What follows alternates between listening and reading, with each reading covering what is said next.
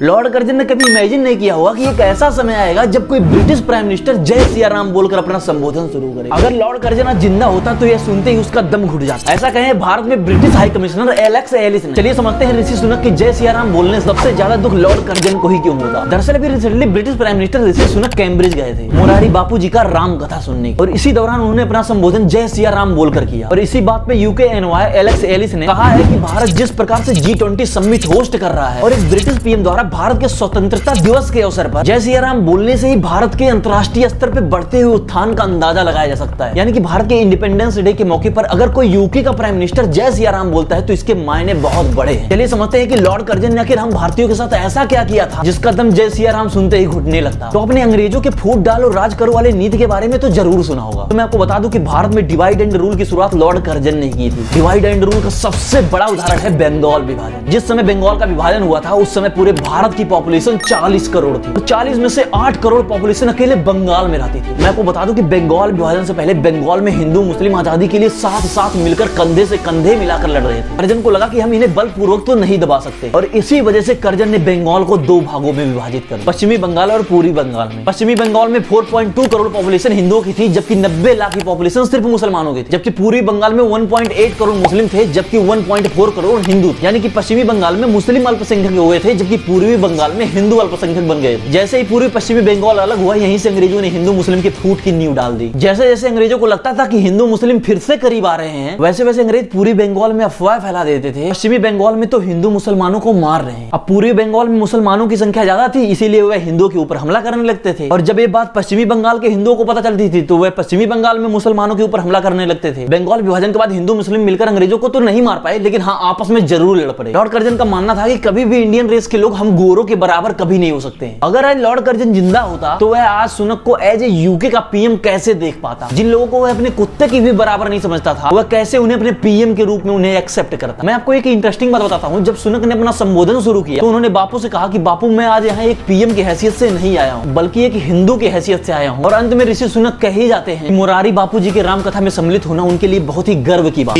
Lord Rama will always be an inspirational figure to face life's challenges with courage, to govern with humility, and to work selflessly.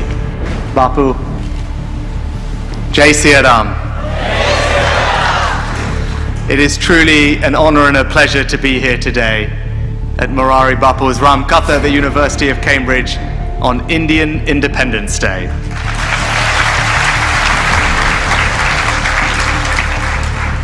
Bapu, I'm here today not as Prime Minister, but as a Hindu.